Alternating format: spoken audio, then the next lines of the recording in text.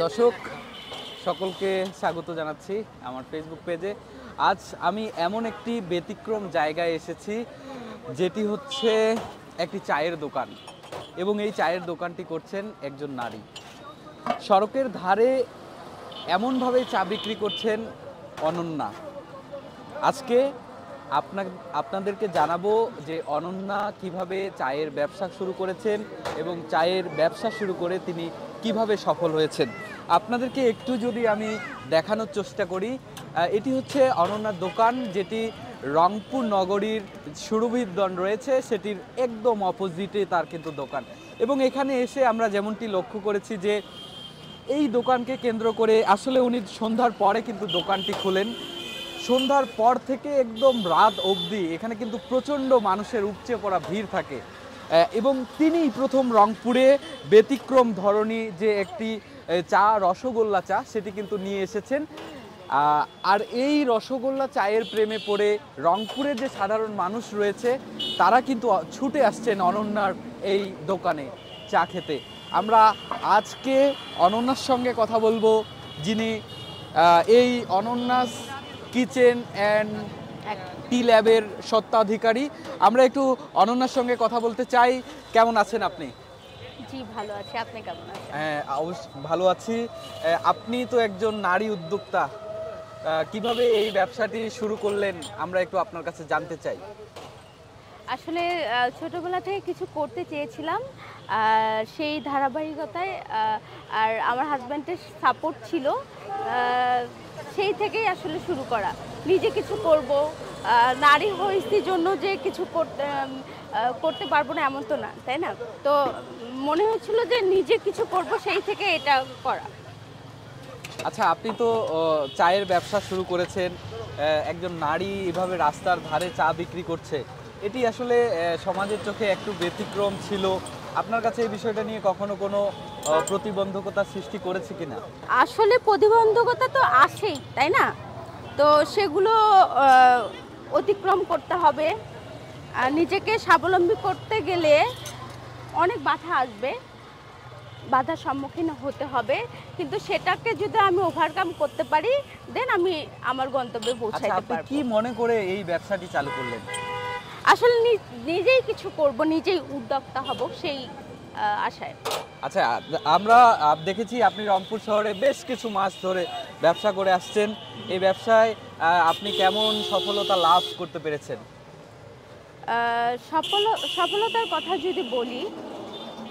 সফলতার কথা যদি বলি, আসলে আমার ফ্যামিলি আছে, আমার হাজব্যান্ড সে জব করতো, সে জবটা ছেড়ে দিয়েছে আমার কারণেই। আমি বলেছিলাম যে হচ্ছে চাকরি না করে আমরা যদি নিজেই কিছু একটা করি, তো সেইখান থেকে সে চাকরি ছেড়ে দিয়েছে। এবং আমাদের পরিবার আছে, আমার পরিবারের সদস্য হচ্ছে আমার মেয়ে সহ 5 জন। আমার শ্বশুর শাশুড়ি গ্রামের বাসায় থাকে, তাদেরকেও আমাকে দিতে হয়। সব মিলিয়ে ভালো আছি বলতে গেলে। আচ্ছা, কেমন আয় হয় আপনাদের? সংসার কেমন চলছে? আসলে আয় ব্যয়ের কথা যদি বলি, মাস শেষে এক এক দিন তো এক এক রকম সেল হয়। তো আমি যদি মাস শেষের কথা বলি, স্ট্যান্ডার্ড একটা স্যালারি আমি এখান থেকে উঠাতে পারি, হয়তো বা একটা ভালো চাকরি করলেও পারতাম না। আচ্ছা, আমরা আপনার কাছে একটু পরামর্শ নিতে চাই। আমাদের দেশে অনেক অবহেলিত পুরুষ আছে, বেকার যুবক যুবতী আছে, তাদের উদ্দেশ্যে আপনি যেহেতু একজন সফল উদ্যোক্তা হয়েছেন, সফল ব্যবসায়ী হয়েছেন, তাদের উদ্দেশ্যে আপনার কি বলার আছে? তাদের সকলের উদ্দেশ্যে বলবো যে তারা যেন এগিয়ে আসে। আসলে আমাদেরকে আগাইতে হবে, তাই না? যদি আমরা না আগাই, আমরা যদি মাঠে না নামি, তাহলে তো হবে না। আমরা যদি সফল হতে চাই, আমাদেরকে নিজে কাজ করতে হবে।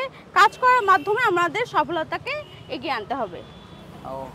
ধন্যবাদ আপনাকে। আপনার সঙ্গে কথা বলে অনেক ভালো লাগলো। দর্শক, আমরা আজকে অনন্যার সঙ্গে কথা বলছিলাম। অনন্যা আমাদেরকে যেমনটি জানাচ্ছিলেন, তার এই চায়ের ব্যবসায় তিনি একজন সফল ব্যবসায়ী হিসেবে রংপুর শহরে দাঁড়িয়েছেন। এই রংপুর শহরে একজন নারী যিনি প্রথম চা নিয়ে সড়কের ধারে বসেছেন, এটি সম্পূর্ণ একটি ব্যতিক্রম ধরনের উদ্যোগ। আমরা আমাদের এই দেশে দেখতে পাই যে লক্ষ লক্ষ বেকার তরুণ তরুণী তারা পড়ে থাকেন, পড়াশোনা করেন, পড়াশোনার পাশাপাশি তারা অনেক ধরনের দুশ্চিন্তায় ভোগেন। আসলে এই যে উদ্যোক্তা হওয়ার গল্প, এই যে সমাজের কিছু ব্যতিক্রম ধরনী অনন্যা আছে আমাদের সমাজে, যে তাদের মাধ্যমে আমাদের কিন্তু একটু শিক্ষার বিষয় আছে, যে তারা আমাদের যে অনুপ্রেরণা সেটি আমরা বলবো যে কোনো কাজই ছোট নয়, ছোট ভেবে কোনো কাজকে আমরা অবহেলার চোখে আমরা দেখতে পাই না। তার অনন্য উদাহরণ হচ্ছে অনন্যা, যিনি কিনা একজন সফল উদ্যোক্তা। এছাড়াও আপনাদেরকে এই দোকানের একটু যদি চিত্র আমি দেখাতে চাই, এখানে কিন্তু অনেক মানুষজন এসেছেন যারা এখানে চা খেতে এসেছেন অনন্যার দোকানে, সেটি কিন্তু আমরা লক্ষ্য করছি। আমরা দেখেছি যে অনন্যা যেভাবে চা বানায় সুন্দর করে, সেটি কিন্তু অসাধারণ চা। তার দোকানের যে চা, মালাই চা তিনি তৈরি করেন, মাসালা চা তৈরি করেন, তিনি রসগোল্লা চা নিয়ে রংপুরে এসেছেন এবং রংপুরে প্রথম যাত্রা শুরু করেছে তার রসগোল্লা চা, এবং এই রসগোল্লা চা কিন্তু ব্যাপক আকারে রংপুরে কিন্তু সফল মানুষের কাছে গ্রহণযোগ্যতা পেয়েছে। রংপুরের মানুষ বারবার ছুটে আসছে এই অনন্যার দোকানে চা খেতে, এমনটি কিন্তু আমরা লক্ষ্য করছি। আমরা দেখছি যে এখানে আমরা দেখছি যে এখানে খুলে দেন, আমরা দেখছি যে এখানে কিন্তু গরম চায়ের ধোঁয়া উঠছে। বিশেষ করে তার যে এই চা, তিনি কিন্তু একটা বিশেষ ধরনের মশলা দিয়ে এই চা তৈরি করেন, যা ইতিমধ্যে রংপুরের মানুষের প্রাণ ছুঁয়ে গেছে। আমরা এখানে একজন চা খাচ্ছেন, একজন ভাই এসেছেন চা খেতে। আমরা একটু আপনার কাছে জানতে চাই, আপনি এখানে চা খেতে এসেছেন, চা খেয়ে কেমন লাগছে?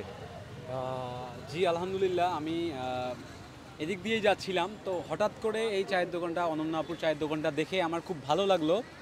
তো আমার কেন জানি মাথাটা খুব ব্যথা করছিল, তো আমি যাচ্ছিলাম, তো আমি ভাবলাম যে একটা চা খেয়ে নেই। তো এখানে আসলাম, আপুর সাথে কথা বললাম, কথা বলে ভালো লাগলো। উনি বললো যে রসমালাই চা, রসগোল্লা চা এবং মাসালা চা। তো আমি আপুকে বললাম আমি না জানি যে কেমন হবে, তো ওনাকে আমি বললাম যে একটা মাসালা চা দিতে। তো মাসালাটা চা খেয়ে আমার আসলে অনেক ভালো লাগলো। আমি একটা চা খাইছি, এখন চাটা খেয়ে আমার আসলে ভালো লাগছে, এবং আমি আরও একটা চা নিলাম চা খাওয়ার জন্য। আসলে যে আমার মাথা ব্যথাটা ছিল,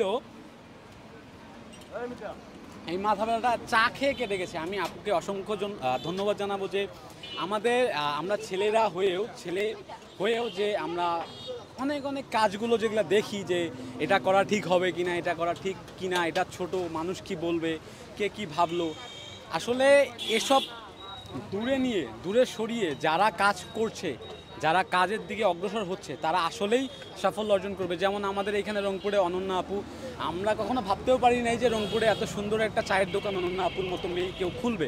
তবে আশা করি এখানে যেই চাগুলো তৈরি করা হচ্ছে, চাগুলো আসলেই অত্যন্ত সুন্দর, এবং মাসালা চা এবং হচ্ছে রসগোল্লা চা। তো রসগোল্লা চায়ের মধ্যে রসগোল্লা চাটা অনেক সুন্দর। তবে আমি মাসালা চা একটা খাইছি এবং আরেকটা খাইলাম, আশা করি অনেক ভালো। এবং রংপুরবাসীকে জানাই অনেক অনেক স্বাগতম রংপুরের মধ্যে এত সুন্দর একটা দোকান, এবং সবাই আসবেন এই অনন্যাপুর চায়ের দোকানে, দাওয়াত রইল সবাইকে। আসসালামু আলাইকুম। ধন্যবাদ আপনাকে। আমরা এখানে আরেকজন চা প্রেমী রয়েছেন, আমরা একটু আপনার কাছে জানতে চাই যে আপনি তো চা খাচ্ছেন, চা খেয়ে কেমন লাগছে? চাটা আসলে অসাধারণ। রংপুরের এরকম খোলা আকাশের নিচে এরকম শীতে, উত্তরবঙ্গ সবসময় শীত বেশি থাকে, তো এরকম শীতের মাঝে এরকম খোলা আকাশের নিচে এরকম রাতের বেলা গরম গরম চা আসলে অসাধারণ। তো আমি আজকে প্রথম এখানে চা খেতে আসছি, এসে দেখলাম যে হচ্ছে এখানে দুই ধরনের চা পাওয়া যাচ্ছে, একটা হচ্ছে মশলা চা আর একটা হচ্ছে আপনার রসগোল্লা চা। তো আমি রসগোল্লা চাটা খাই নাই, বাট হচ্ছে মশলা চাটা ট্রাই করলাম, আসলে অসাধারণ।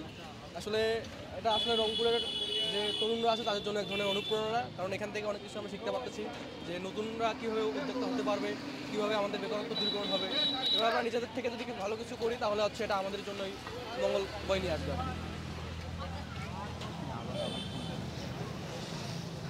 আমরা কিন্তু আপনাদেরকে আজ দেখানোর চেষ্টা করছিলাম অনন্যার দোকানের যে চা, সেটি কিন্তু আপনাদেরকে দেখানোর চেষ্টা করছিলাম। আপনারা দেখছেন এটি হচ্ছে অনন্যার দোকান, যেটি রংপুর নগরীর সুরভি উদ্যানের ঠিক অপোজিটে তার দোকানটি, এবং নিউ ইঞ্জিনিয়ার পাড়া যাওয়ার যে সড়কটি ঠিক তার পাশে কিন্তু এই ব্যতিক্রম ধরনের দোকান। দর্শক, আমি আপনাদেরকে আজ কেন এই দোকানটি দেখানোর জন্য যুক্ত হয়েছি তার একটি কারণ, যে নারীরা বর্তমান যেভাবে অবাধভাবে চলাফেরা করছে, তারা যে মুক্তভাবে তাদের যে সামাজিক কাজকর্ম ব্যবসা বাণিজ্য তারা করতে পারছে, অনন্যা তার ব্যতিক্রম উদাহরণ। এবং অনন্যা চা বিক্রি করে একটা সরকারি চাকরি থেকে যা বেতন পায় তার থেকে সে এই দোকান থেকে বেশি টাকা আয় করতে সক্ষম, এবং সেই টাকা দিয়ে সে তার পরিবার এবং সংসার চালাতে সক্ষম হয়েছে। তো এতক্ষণ আমি আপনাদেরকে অনন্যার দোকানের খবর জানাতে যুক্ত ছিলাম খুশবু হাসান রনি। আপনারা আমার সঙ্গে পরেও যুক্ত থাকবেন। সকলকে ধন্যবাদ।